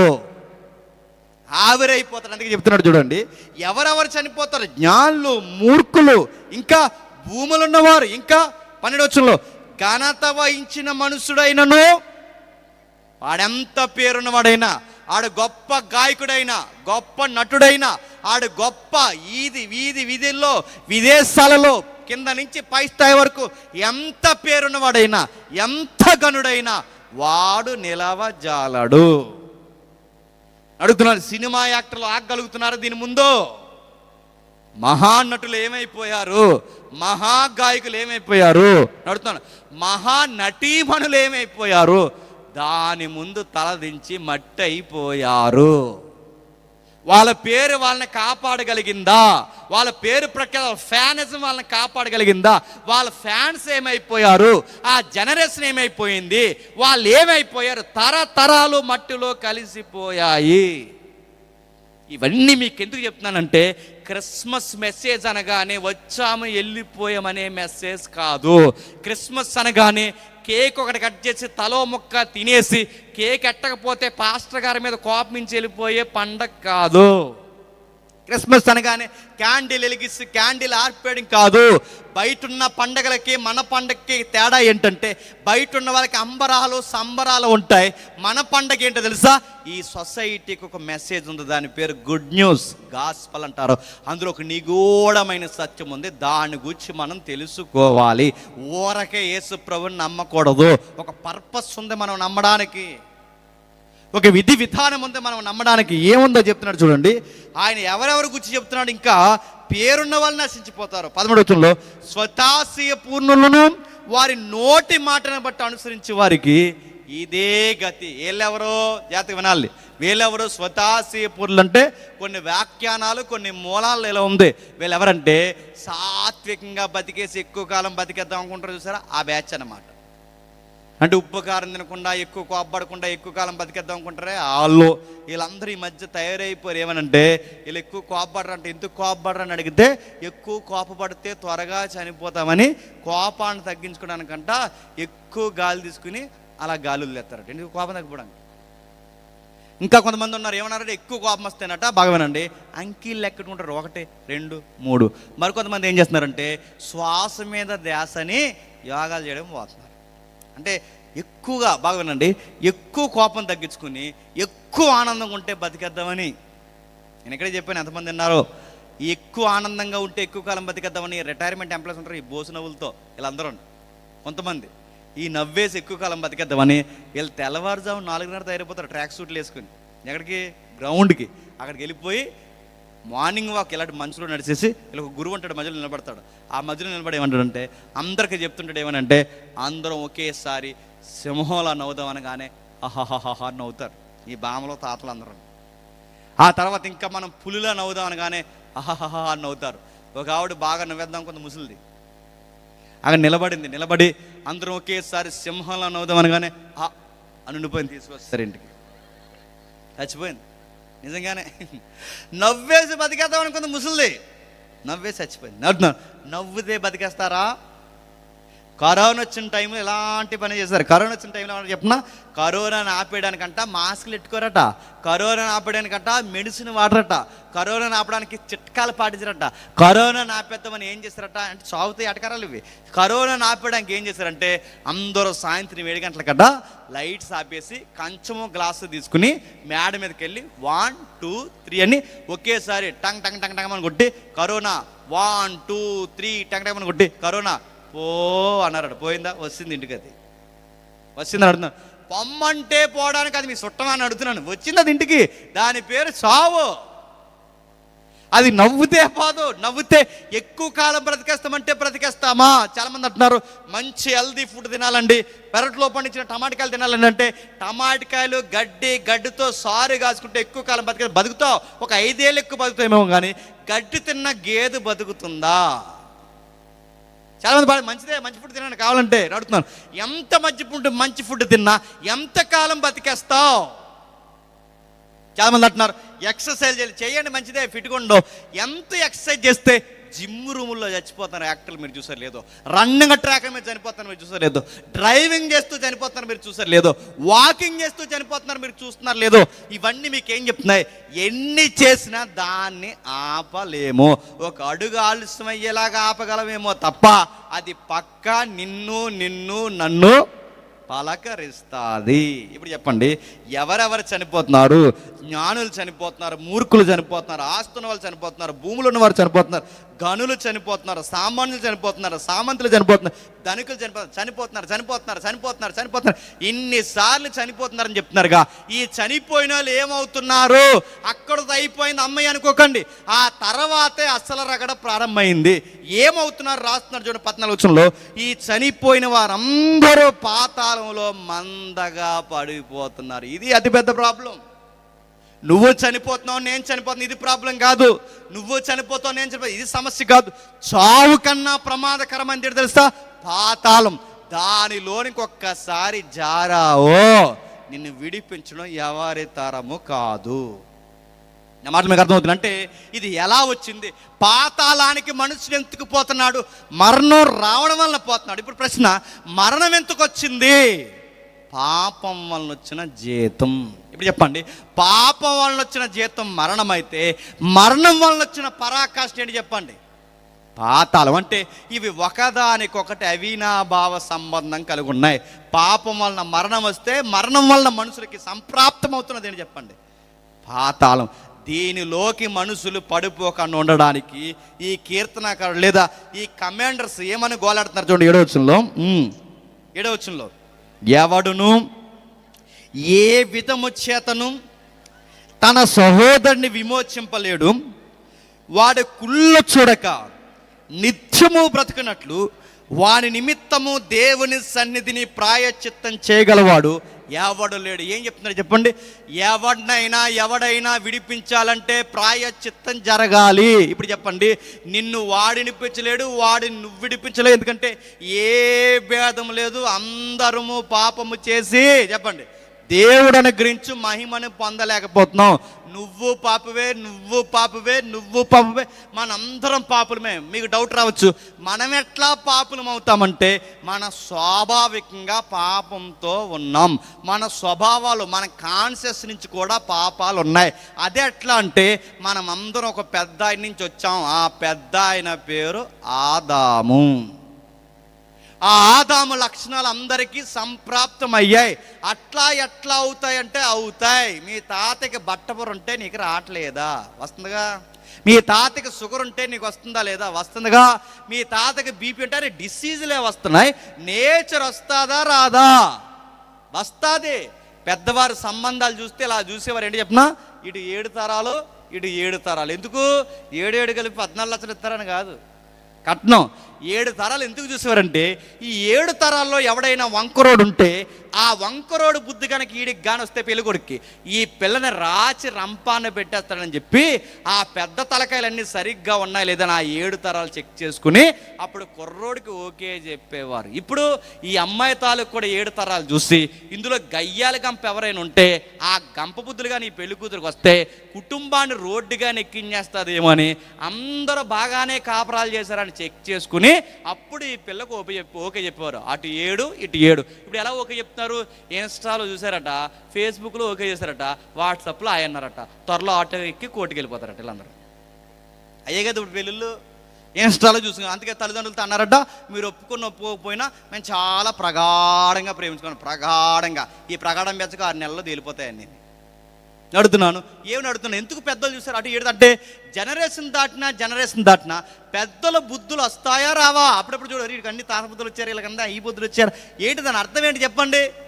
బుద్ధులు వస్తాయి, నేచర్ అంటారు దాన్ని. ఇంకా మీకు బాగా అర్థం కావాలంటే, ఒక పెద్ద కుక్కకి చిన్న కుక్క పిల్ల పుట్టింది అనుకోండి, ఆ చిన్న కుక్క ఏమని అరుస్తుంది చెప్పండి జీకే పెట్టి చెప్పండి. పెద్ద కుక్కకి చిన్న కుక్క పుడితే ఏమని అరుస్తుంది? మీయేమంటదా? హాయ్ గుడ్ మార్నింగ్ అంటది. ఏమంటుంది అది? బవ్వు అంటుంది అంటున్నాను. దానికి బవ్వు అనాలని మనం మియాంకాట అనకూడదు, అది మన జాతికి వ్యతిరేకమని, మనం మనుషుల్లా మాట్లాడకూడదు, మనం బవ్వే అనాలని ఎప్పుడైనా వాళ్ళ అమ్మ దానికి చెప్పిందా? మరి అది బవ్వ అని ఎలా అంటుంది? దాన్ని ఏమంటారంటే, అది బవ్వ అని ఎలా అంటుందంటే అది దాని అమ్మ నేచర్. అది మీ అర్థమవుతుంది లేదు? వాళ్ళ అమ్మ లక్షణాలు ఎవరికి వచ్చాయి? చిన్న కుక్క వచ్చి. అంటే పెద్ద కుక్క లక్షణాలు చిన్న కుక్క ఎలాగొచ్చాయో మీకు అర్థమైతే, మనం అందరం ఒకే తల్లికి ఒకే తండ్రి నుంచి వచ్చిన వారు కనుక ఆ బుద్ధులు అక్కడక్కడ 50-50గా కనబడతాయి. కనబడవా? ఆదాముని ఆదికాండం ఇంటికి చదవండి. ఆదాము ఏం చేసావు? తినవద్దన్న వృక్షఫలం నువ్వు తింటేవాడు. దేవుడు అడిగితే, అవును ప్రభువా తప్పు అయిపోయింది, ఆ అమ్మాయి ఇచ్చిన వల్ల తినేసాను, ఇంక మళ్ళీ ఎప్పుడు తినబాబు అంటే వివరణిస్తే బాగుండు. అలా అనకుండా తిన్నాను ప్రభు అనుకుంటే ఏమన్నా చెప్పినా అంతా ఆవిడే చేసింది అన్నాడు. ఎవరు? ఆవిడ చేసింది. ఆవిడని అడిగితే ఏమంది? నేను కాదు ప్రభువా చెప్పండి, ఆ సర్పం చేసింది అంది. మీకు ఏమర్థమవుతుంది? ఈయన్ని అడిగితేనేమో ఆవిడకి చెప్తున్నాడు, ఆవిడని అడిగితేనేమో జీవి పేరు చెప్తుంది. ఇప్పుడు కూడా మీరు చూడండి, చిన్న పిల్లలు స్కూల్లో ఫెయిల్ అయిపోతాయి. ఎరా ఎందుకు ఫెయిల్ అయిపోయారంటే, తప్పు అయిపోయింది డాడీ అండో. ఈడేమంటే చెప్పండి, నేనే కాదు ఆడు ఫెయిల్ అయిపోయాడు అంటాడు. నీకేం అర్థమవుతుంది చెప్పండి? బుద్ధి అది. ఇంకా మీకు అర్థమవుతుంది? చిన్న పిల్లలు స్కూల్కి వెళ్ళి రబ్బరు దొంగతనాలు చేస్తారు. ఏమనాలండి? వాళ్ళకి ఎవరైనా నేర్పించారు? అది నేచర్. అది పెన్సిళ్ళు దొంగతనం చేస్తారు, ఆ ఇంట్లోకి టకాల మీద ఎవరు తెచ్చేస్తాను అడుగుతున్నాను. వీళ్ళకి బుద్ధి ఎలా వచ్చింది? నేచర్ అది. మరలా అడుగుతున్నాను, మీ పిల్లల ముందు, మీ చిన్న పిల్లల ముందు ఇంకొక పిల్లల్ని ఎత్తుకోండి, దించి వరకు ఊరుకుంటే వట్టు. ఎందుకు? వాళ్ళకి అప్పటికే ఆ వయసుకి మనకి జలసి ముద్దుగా కనబడుతుంది, కానీ అప్పటికే వాళ్ళకి ఏముంది చెప్పండి? జలసి ఉంది. ఇవన్నీ ఎక్కడి నుంచి వచ్చాయంటే ఆదాము దగ్గర నుంచి మానవులకి చెప్పండి సంప్రాప్తమయ్యా. అందుకే నువ్వు పాపవే, నువ్వు పాపే, మనందరం పాపులం కనుక పాపులమైన మనల్ని విడిపించడానికి, నిన్ను విడిపించడానికి వాడు పనికిరాడు, వాడిని విడిపించడానికి ఈడు పనికిరాడు కనుక మనల్ని విడిపించడానికి ఎవరు కావాలి? అంతగా అరుస్తున్నాడు.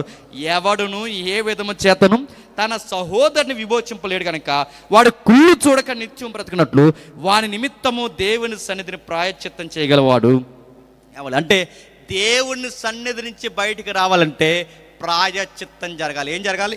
ప్రాయశ్చిత్తం అంటే మానవులు పాప నుంచి బయటకు వస్తేనే చావాగుద్ది, చావాగుతేనే పాతాళానికి వెళ్ళిపోయే తీరాగుద్ది. ఇదంతా ఆగాలి అంటే పాపానికి ప్రాయశ్చిత్తం జరగాలి.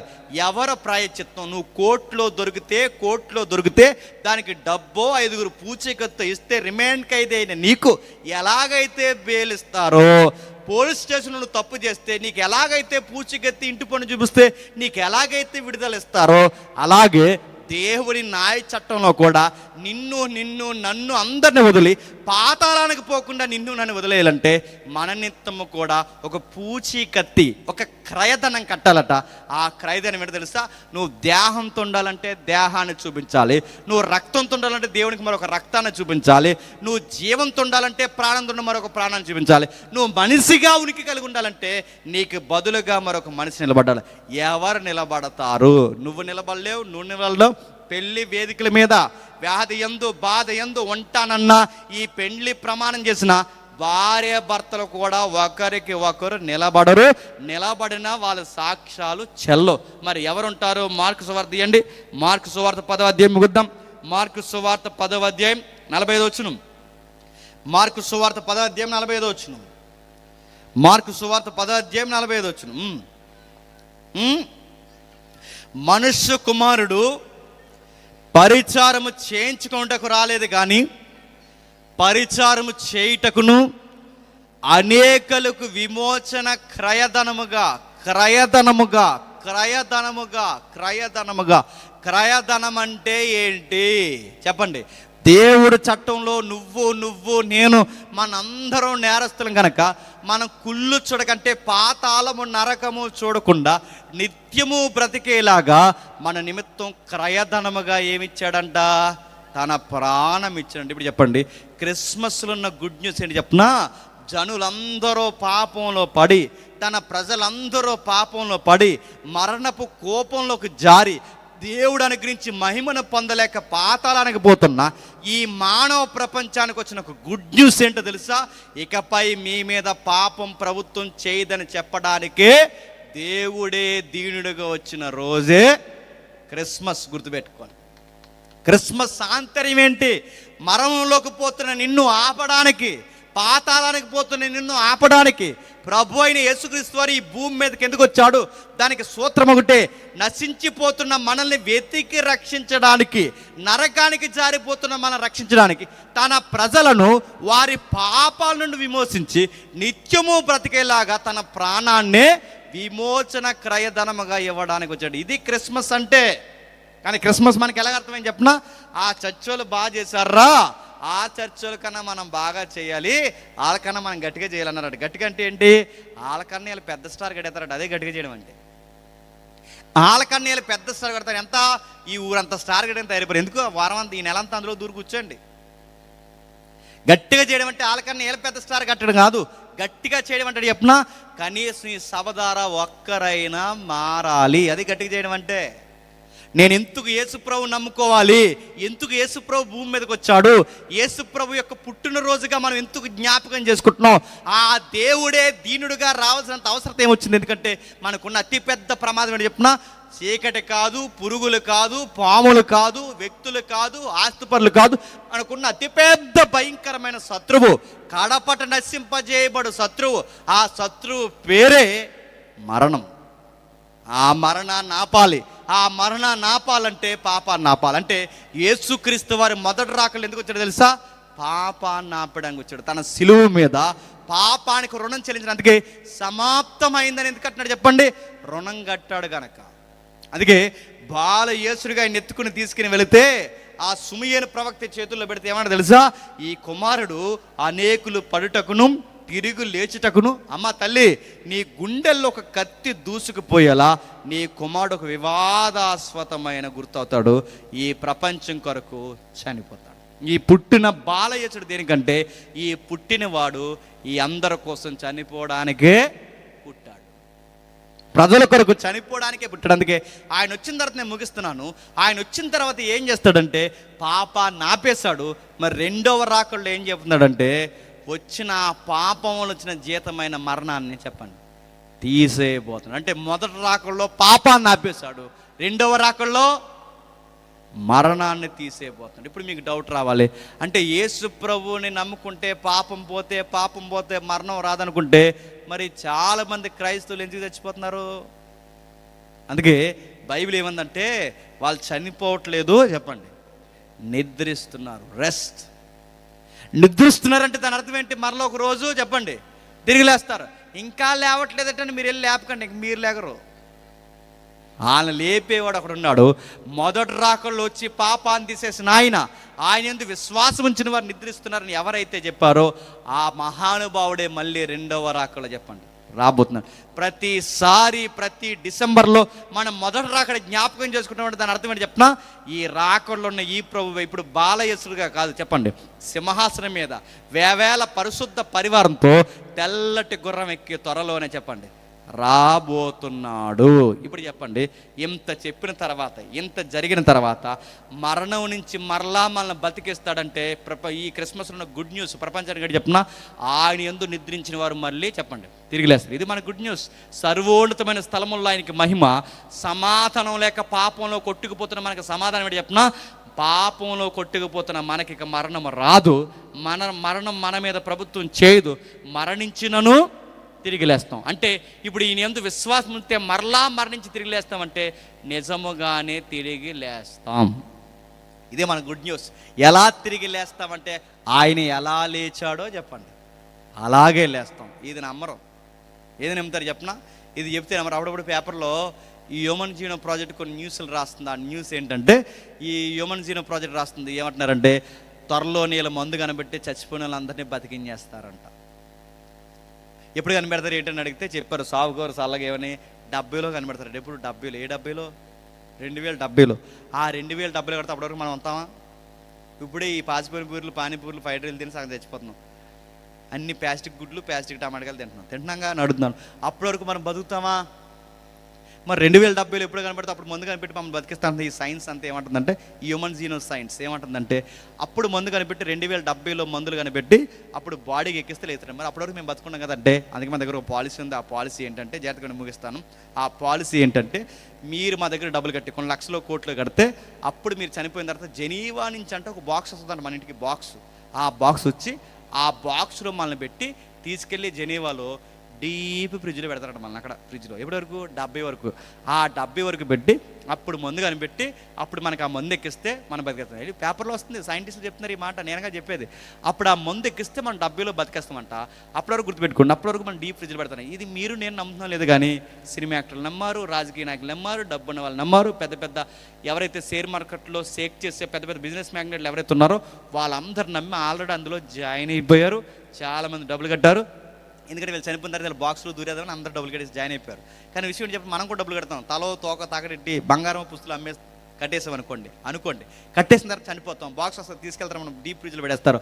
ఇప్పుడు ఎవడైతే బతికిస్తానో ఆడు కూడా చచ్చిపోతారు. ఆడిని బాక్స్లో పెడతారు, నన్ను బాక్స్లో పెడతారు. ఇప్పుడు ఆడు 70 అయిపోయింది, 80 అయిపోయింది, నన్ను లేపడు. ఆడు ఇంకా లేపడు. నన్ను లేపలేదు ఏంటని అడగడానికి నా బాక్సు కదలదు, ఆడు లేపడానికి ఆడు కదలడు, నేను కదలను, ఆడు కదలడు, నేను కదలను. 70 అయిపోయింది, 80 అయిపోయింది, 90 అయిపోయింది, 3000 వస్తుంది, అయినా నన్ను లేపడు. లేకపోతే ఇప్పుడు నేను ఎవరిని అడగాలి? మరి ఎవరిని నమ్మి నేను కట్టాలి ఈ డబ్బులన్నీ నడుతున్నాను? వీళ్ళు చెబుతున్న దానికి ఆధారం ఉందా? నేను ముగిస్తున్నాను. వీళ్ళు చెబుతున్న దానికి ఆధారం లేదు, గుర్తుపెట్టుకోండి.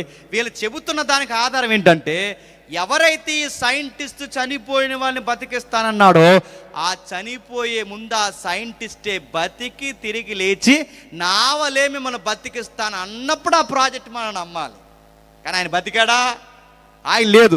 ఆయన బతికిస్తే, మరణించి తిరిగి లేచి బతికితే, ఇదిగో నా వల్లే మిమ్మల్ని బతికిస్తా అంటే అప్పుడు నమ్మాలి. ఇప్పుడు నేను చెప్తున్నాను, హ్యూమన్ జీనో ప్రాజెక్ట్ నేను బతికిస్తా లేదో నాకు తెలియదు, కానీ నువ్వు నమ్మిన జీసస్ అన్నట్టుగానే మరణించాడు, అన్నట్టుగానే తిరిగి లేచాడు, అన్నట్టుగానే మరలా మనల్ని అందరినీ తిరిగి లేపుతున్నాడు. హ్యూమన్ జీనో ప్రాజెక్ట్ చేస్తలేదో నాకు తెలియదు, కానీ నువ్వు నమ్మిన జీసస్ ఖచ్చితంగా నిన్ను బతికిస్తాడు. అందుకే నమ్మే. ఈ క్రిస్మస్లో ఉన్న గుడ్ న్యూస్ ఏంటి చెప్పిన, తన ప్రజలను వారి పాపం నుండి విడిపించడానికే వచ్చాడు. పాపం నుంచి ఎందుకు విడిపించాలంటే, ఆ పాపం పోకపోతే మరణం పోదు, మరణం పోకపోతే ఆ పాతాళం పోదు. ఇదంతా ఆగిపోవాలంటే పాపం పోవాలి. అంతుకు పుట్టాడు ఆయన. అంతుకు పుడితే నిన్నో మొన్న ఒక వీడియో వచ్చింది, ఆవిడ అంటుంది యేసు ప్రభునంట మార్కెట్కి పిలవలేదని ఉల్లిపాయలు దొరకకుండా చేస్తాడట. ఎవరు? ఆవిడకి అలాగ అర్థమయ్యాడు యేసు ప్రభు వారు. మార్కెట్ అంతా తిరిగిందంటే, తిరిగితే ఉల్లిపాయలు దొరకలేదు, టమాటాలు దొరకలేదంటే. ఎందుకు దొరకలేదంటే రోజు మార్కెట్కి తీసుకెళ్ళేదంటే ఈ వారం చెప్పకుండా వెళ్ళిపోయిందంట. నాకు చెప్పకుండా వెళ్ళిపోయి నీకు ఉల్లిపాయలు అలా దొరికితే నేను చూస్తానంట. ఎవరో చివరికి యేసుప్రభుని ఉల్లిపాయలు కొనుక్కున్న వాళ్ళు అది వేస్తారు. ఒక ఆవిడ సాక్ష్యం చెప్తుంది. ఏమైనా సాక్ష్యం చెప్తుంది తెలుసా? ఆవిడ గ్యాస్ అయిపోయిందంట. గ్యాస్ అయిపోతే ఆవిడ చెప్పాలి, గ్యాస్ కొండలో చెప్పాలి. నువ్వు గ్యాస్ అయిపోతే ఆవిడ చెప్తుంది, ఏకంగా డైరెక్ట్ పరిశుద్ధాత్మ చెప్తుందంట. గ్యాస్ అయిపోయింది పరిశుద్ధాత్మ దేవా అనగానే వెంటనే గ్యాస్ సిలిండర్ వస్తుందంట. నన్ను గ్యాస్ అయిపోతే పరిశుద్ధాత్మ, ఉల్లిపాయలు అయిపోతే యేసుక్రీస్తు వారు. ఇంకొక ఆవిడ పప్పు వండిందంట. ఆ పప్పు వండితే అలా ఆయనకి పప్పు వండి పెట్టింది.